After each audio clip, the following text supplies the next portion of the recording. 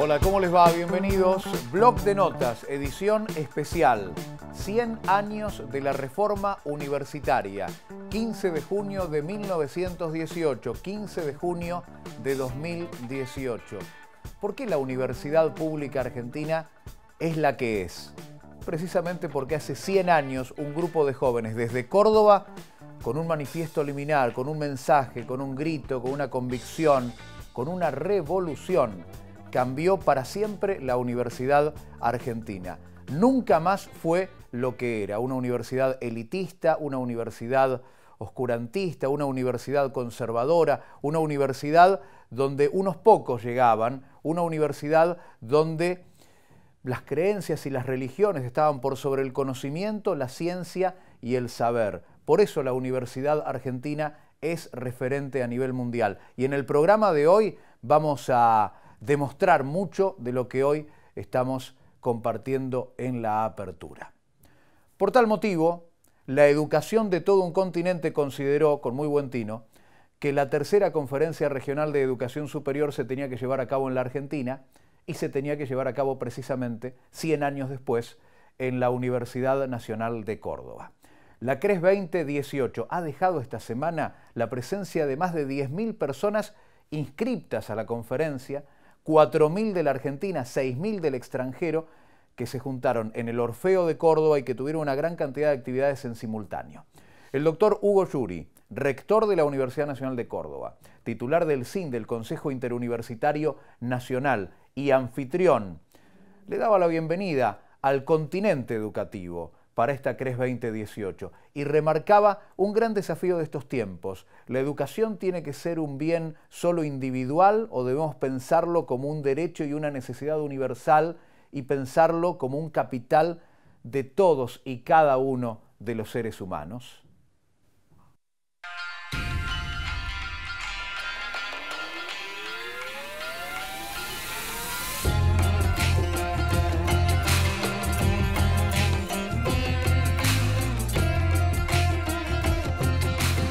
De la primera reunión de la Conferencia Regional de Educación Superior de América Latina y el Caribe, la CRES, en 1966 en La Habana, el contexto externo de desafíos que enfrentaba la educación superior ha ido cambiando.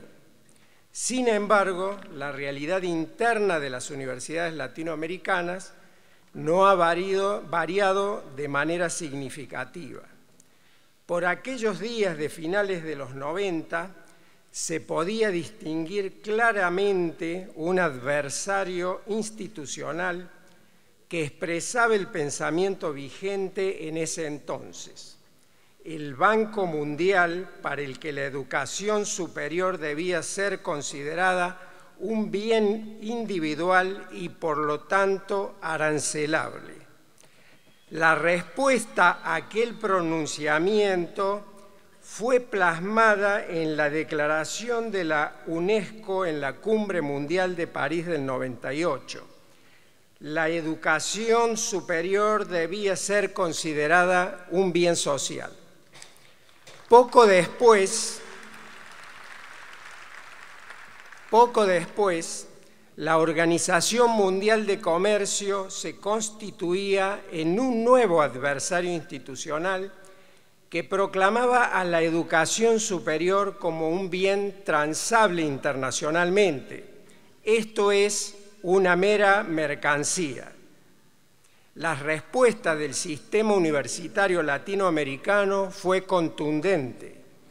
En el año 2008, en Cartagena de Indias, la CRES declaró que la educación superior es un bien público y social, un derecho humano universal y un deber del Estado.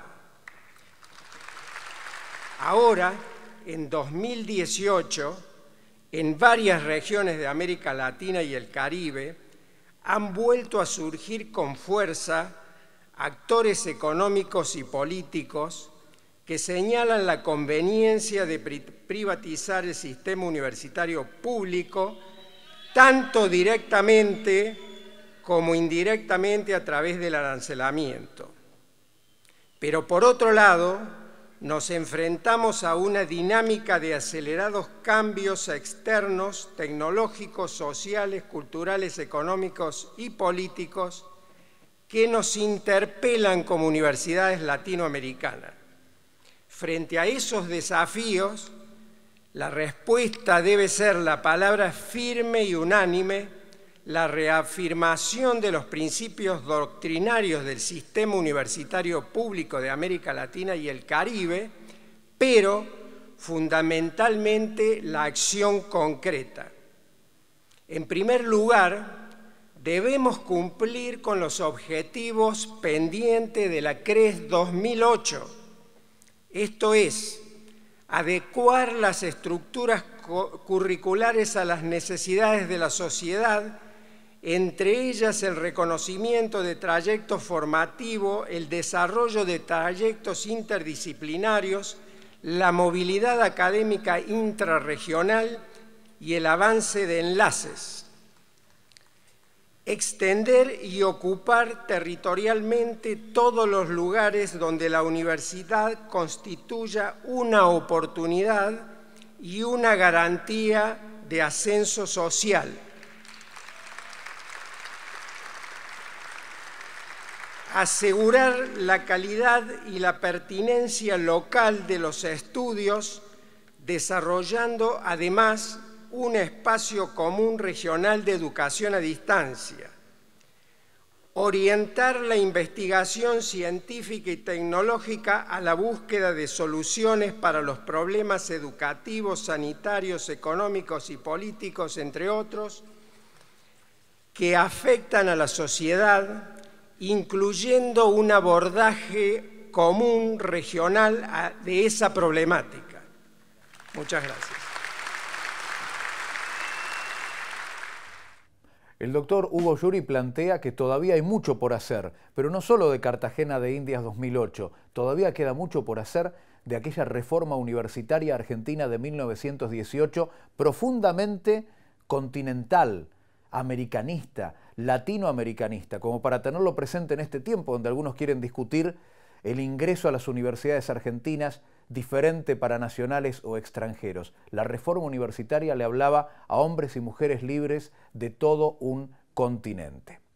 De Hugo Yuri, el rector de la Universidad Nacional de Córdoba, pasamos a Francisco Tamarit, hombre que también fue rector, que pasó por los cargos más altos en lo que tiene que ver con la educación superior y tuvo el desafío de ser el coordinador general, el organizador de la CRES 2018. Francisco Tamarit da un mensaje muy pero muy especial a los jóvenes universitarios de toda América, porque él está convencido que el gran objetivo de las universidades es acabar con la pobreza.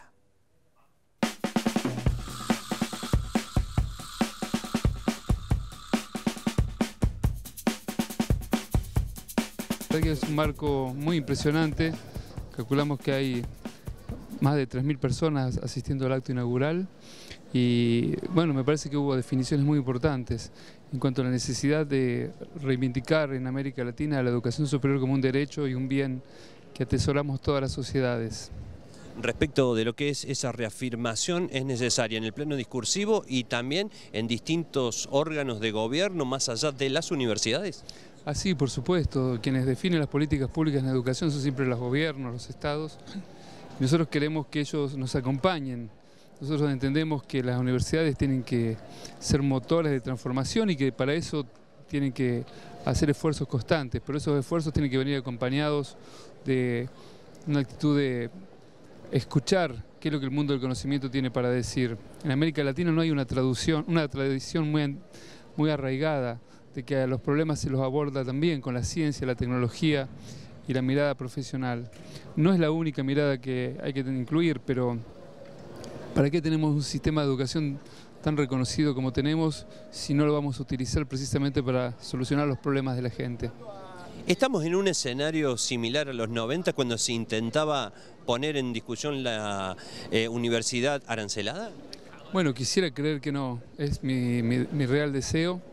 El mundo está viviendo una ola muy importante que no está marcada dentro del debate entre lo público y lo privado, sino más profundo, ¿Qué es la educación conceptualmente? ¿La educación es un derecho o la educación es un servicio al cual uno accede pagando, como accede a la telefonía, como accede a la internet?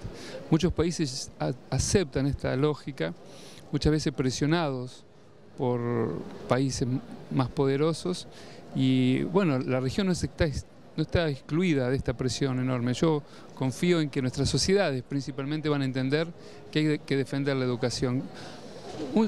Buenas políticas públicas en la educación no son suficientes para tener un país próspero, pero son, por supuesto, necesarias. Sin educación no hay un futuro de prosperidad y de buen vivir para América Latina y el Caribe.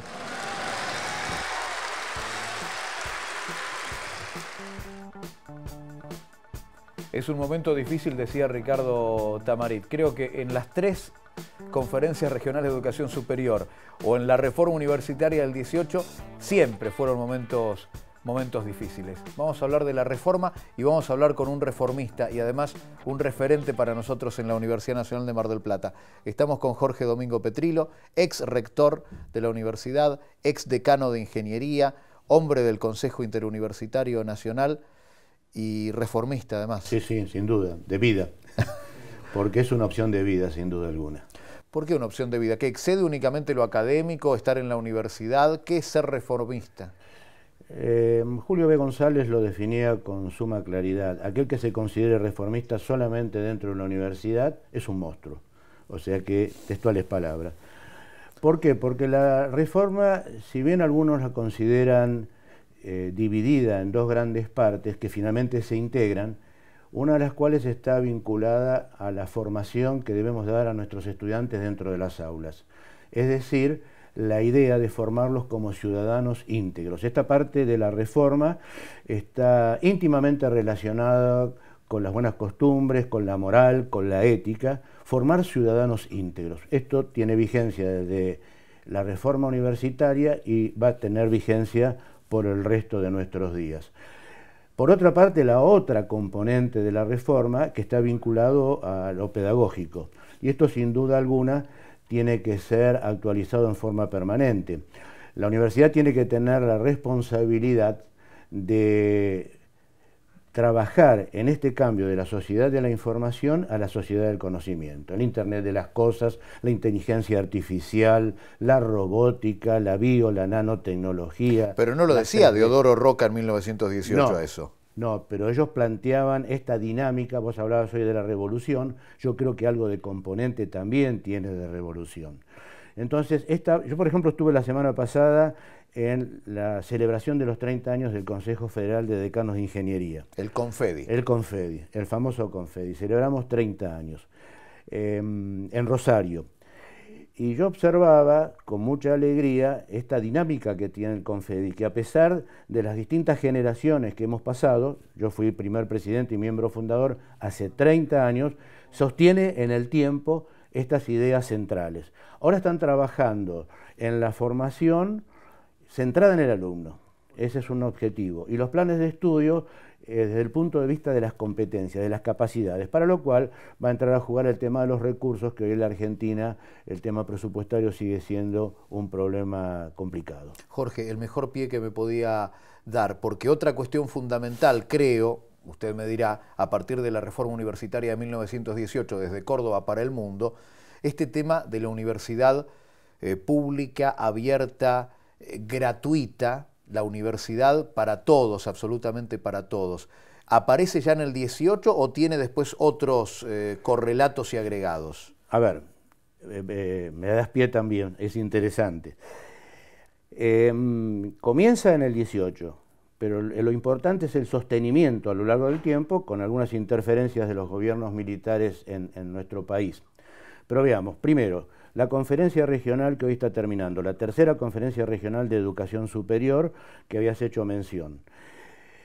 Hay una primera conferencia en 1996 en La Habana, yo participé como presidente del Consejo Interuniversitario y presidí la delegación de rectores argentinos. Tuvimos la oportunidad de participar en las conclusiones y también en parte de la redacción del documento, donde ahí ya se vislumbraba esta idea de bien público social. Este es un punto clave, porque esto implica la responsabilidad primaria e indelegable del Estado Nacional en el sostenimiento de la educación superior, que debe ser política de Estado. Esa fue la primera reunión, una segunda en Cartagena, 2008, y esta tercera, bien elegido el lugar, Córdoba. Todo esto alimenta a las reuniones, a las conferencias mundiales de educación superior que hace la UNESCO. La próxima va a ser el año que viene en París. Bien lo decía Tamarit, lo vislumbraba también Yuri, es un poco un tema del presente, hay una mirada de meritocracia, de individualismo, algunos dicen de neoliberalismo, que no ve a la universidad como usted la describe con el fuego de la reforma de 1918. Ahí hay un ruido en este presente. Hay ruido en ese tema, hay ruido en la discusión de la gratuidad. Pero bueno, hay que seguir trabajando en el convencimiento que esta es la solución para el país. ¿Por qué? Porque nosotros pensamos a la universidad como un elemento central para mejorar la calidad de vida del conjunto de la sociedad. Es decir, una universidad yo defino como innovadora, como universidad emprendedora, una universidad socialmente responsable. Este es el punto central. Si formamos estudiantes, buscamos la frontera del conocimiento. Pero a ver, este modelo de universidad socialmente responsable genera, preserva y transmite el conocimiento. Busca la frontera, pero también busca la creación de conocimiento aplicable. Esto quiero ser terminante y muy claro. Frontera del conocimiento, pero también generar conocimiento aplicable. Genera, preserva y socializa el conocimiento. Por otro lado, forma estudiantes de grado y de posgrado. Y acá viene también la gran discusión, el arancelamiento.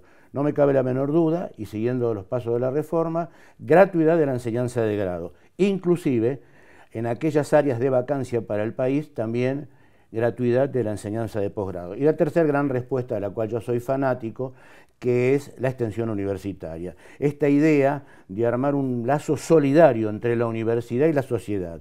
Preocuparnos y ocuparnos de sus problemas e intentar, al menos intentar, darles respuestas aplicables a su problemática. Sí, y con los años uno escucha de aquellos que hacen extensión que se termina recibiendo más de lo que se brinda, y es una tarea de a dos muy interesante, muy productiva, más allá de la investigación que puede ser por ahí la tarea o el camino del investigador únicamente. Jorge, quiero insistir con el tema de ese mensaje latinoamericanista o americanista del manifiesto liminar de la reforma del 18, a la luz de la discusión hoy, para aquel ciudadano que dice ¿por qué un estudiante colombiano tiene el mismo derecho que mi hijo, que es argentino, a estudiar en Mar del Plata medicina, por ejemplo? Claro, yo no lo pongo ni en duda, ¿no? Es decir, para mí, de la misma manera que aspiraría que si yo quiero enviar a mi hijo a estudiar a Colombia o a Uruguay, es decir, la reciprocidad. Pero bueno, desde el punto de vista argentino, yo creo que tenemos que recibirlo.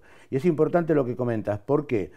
Porque los reformistas consideramos que la reforma universitaria del 18 es uno de los jalones claves de la historia de la Argentina, particularmente de la educación superior. Pero no es solo patrimonio de la Argentina. Podríamos hacer un largo listado de países, de hermanos países latinoamericanos que participaron y que tomaron estas ideas. Más aún, yo acuerdo con este pensamiento de que el Mayo francés, 1968, algo tuvo que ver. Yo recuerdo que en 1998 nosotros hicimos un encuentro importante para celebrar el aniversario de la reforma acá en la universidad, y el doctor Esteves Boero, que fue uno de nuestros invitados en la Facultad de Derecho, recuerdo, él dijo que había similitudes, aunque las realidades de los países, de Argentina en el 18 y de Francia en el 68, posiblemente eran distintas.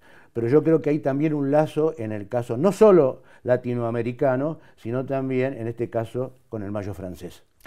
Lo importante de algo que es de todos, ¿no? Porque escuchamos historias y testimonios con radicales, socialistas. Conversaba con una María Jaramillo de la Universidad de Lanús que decía, bueno, en 1949 el peronismo que establece la gratuidad también, insiste con la gratuidad de la educación superior. Por último, Jorge, porque usted es un hombre del presente y siempre está pensando en ese futuro que es un desafío, ¿hay que reformar la reforma? Consolidarla en algunos aspectos. Creo que en la parte de la formación de ciudadanos íntegros, hacer el esfuerzo posible.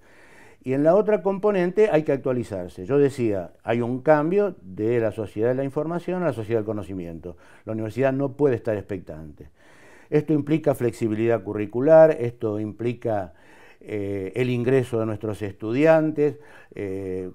Cuanto más gente tengamos pasando por la universidad, aunque sea un par de años, esto va a ser muy importante para el país. Investigación, conocimiento, desarrollo tecnológico, transformar esto en innovación, Producto Bruto Interno, mejor calidad de vida del conjunto de la sociedad. Y cierro con esto. ¿Por qué el tema de la reforma tiene total vigencia? Por las tres cuestiones que la reforma dio respuesta.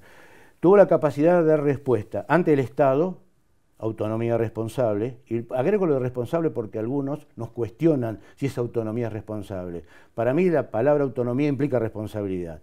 Ante sí mismo con el cogobierno y ante la sociedad con la extensión universitaria. Listo. Gracias, Jorge. Gracias a ustedes. Jorge Domingo Petrillo, certificando aquello de que los reformistas son por sobre todas las cosas hombres y mujeres apasionados y convencidos de eso que han abrazado. La Conferencia Regional de Educación Superior es una convocatoria internacional, por eso Estefanía Giannini, desde la UNESCO, como subdirectora de Educación Superior, estuvo en Córdoba para dar la palabra que llega nada más y nada menos que de Naciones Unidas. Para comenzar, permítanme agradecer al gobierno de Argentina su inestimable apoyo, tanto por la organización de esta importante conferencia como por su compromiso con la Agenda Educación 2030. Deseo reconocer los grandes esfuerzos realizados por el Ministerio de Educación, la Universidad Nacional de Córdoba y por supuesto por el ESIALC, nuestro Instituto Internacional de la UNESCO para la Educación Superior en América Latina y el Caribe. Como ustedes saben, la UNESCO lidera la coordinación y el seguimiento del Objetivo 4, Educación 2030, con el fin de impartir una educación de calidad y promover oportunidades de aprendizaje para todos a lo largo de toda la vida. UNESCO es también la única organización del sistema de Naciones Unidas con un mandato sobre la educación superior, lo que la coloca en una posición estratégica. Este dato es particularmente relevante, dado que la Agenda 2030 ha reconocido por primera vez la educación superior como un elemento importante, relevante, muy relevante de desarrollo. Obviamente, esto ofrece un impulso adicional a nuestra labor apoyándoles a ustedes, los Estados miembros. En su misión, en su especial misión, la UNESCO se propone contribuir a la paz, la erradicación de la pobreza, al desarrollo sostenible y el diálogo intercultural mediante la educación, la ciencia, la cultura, la comunicación y la información. Su propósito es ayudar a asegurar el respeto universal a la justicia, a la ley, a los derechos humanos y a las libertades fundamentales, sin distinción de raza, sexo, idioma o religión. La educación como derecho humano fundamental es la misión más importante de la UNESCO en questo momento. En ese marco promueve la educación como un derecho humano fundamental y trabaja para contribuir con los Estados miembros para su garantía en consonancias con acuerdos y compromisos internacionales. Y como ustedes saben, bien saben, la UNESCO lidera la coordinación en el seguimiento del Objetivo 4, con el fin de impartir una educación de calidad y promover oportunidades de aprendizaje para todos. Gracias. Gracias a Estefanía Giannini, porque desde la UNESCO y como subdirectora de Educación Superior dejó estas palabras en español, pero luego habló al público en inglés y también en italiano. No olvidemos que más de 6.000 personas llegaron de todo el continente y también desde Europa, Asia, desde todo el mundo para la Conferencia Regional de Educación Superior que se llevó a cabo durante toda esta semana en Córdoba. Gracias a la gente de Mundo U, el noticiero universitario que recorre todos los canales de todas las universidades argentinas. Gracias a nuestros colegas de los medios de comunicación de la Universidad Nacional de Córdoba, la gente de Aruna también, todas las radios universitarias, todos los medios de comunicación de la universidad se trasladaron para la CRES 2018. Y vamos a seguir con este segmento internacional porque Pedro Enríquez Guajardo fue otra de las voces destacadas y el sociólogo Boaventura de Sousa Santos, que llegó desde Portugal para la apertura como la conferencia magistral, uno de los momentos más esperados de esta CRES 2018. En esta época, ¿qué sería eso, lo que falta por hacer? No, lo que falta por hacer es que realmente para los estudiantes de 1918, realmente el enemigo era una oligarquía clerical muy reaccionaria, que todavía estaba muy anquilosada y no tenía ninguna intención de poder progredir, digamos así, para la sociedad argentina. Y por eso había también un impulso grande de la clase media de Argentina de poder tener su palabra dentro de la universidad.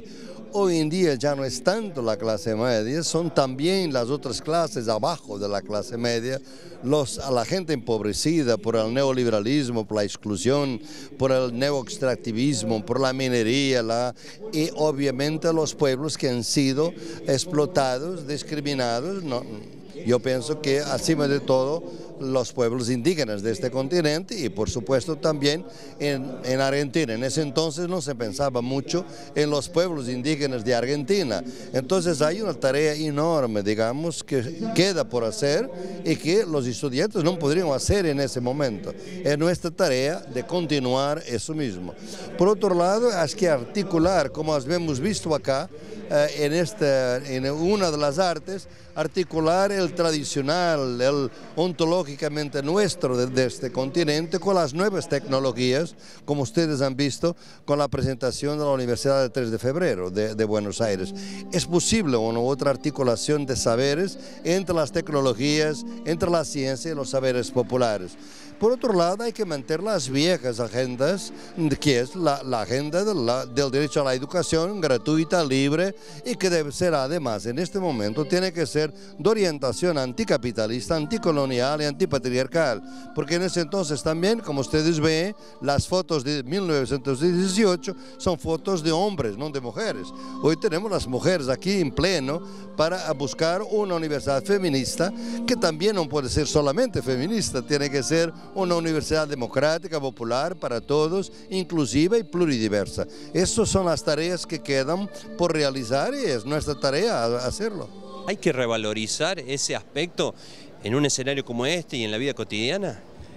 Pero no es solamente la lengua es uno de los elementos que pertenecen a esta recuperación de lo nuestro.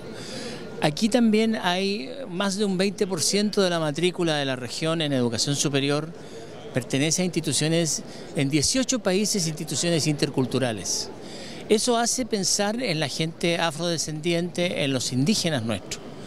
Entonces, no es posible para los sistemas generar todo un esquema de aprendizaje de las lenguas porque son muchas, pero sí queríamos hacer énfasis en la riqueza de nuestra cultura propia. Y por otra parte, también una cierta identidad. No es que todos vamos a aprender las lenguas, pero sí va a ser importante considerar como una parte del entendimiento el que podamos reconocer la calidad de las instituciones interculturales. Se lo consultaba porque generalmente, si bien la lengua es un rasgo de la cultura, son los pueblos originarios los que generalmente están reclamando, ya sea por sus tierras, por sus recursos naturales, por derecho a la educación. Sí, bueno, nosotros en realidad, como queremos tener una conferencia equitativa e inclusiva, no es para caer bien. Esto es parte de una política institucional de ir recuperando paulatinamente nuestras fortalezas. Los sistemas no van a ser fuertes en América Latina si no consideran inclusivamente a todos, sin discriminación. Entonces el planteamiento es ese, no paternalista, es una forma de reconocer la legitimidad de estos pueblos y su derecho a ser incorporados, incluidos en los diseños de políticas públicas en educación superior. Pedro Enrique Guajardo, del Instituto Internacional de Educación de América Latina y el Caribe, otra de las instituciones en el marco de la UNESCO y de Naciones Unidas que se acercó a Córdoba para esta CRES 2018. Los dolores que quedan son las libertades que faltan, tomando una de las oraciones más fuertes del manifiesto liminar. Boaventura de Sousa Santos desarrolló su conferencia inaugural y tenía la posibilidad de conversar con los colegas de los medios de las universidades nacionales. Quisimos en este blog de notas especial compartir, contarte, conocer, entender la importancia de la reforma universitaria de 1918. Se cumplen 100 años, sí, pero queda mucho camino por delante. Muchas banderas para seguir levantando y otras nuevas para seguir defendiendo. Gracias por acompañarse con Blog de Notas. Hasta cualquier momento.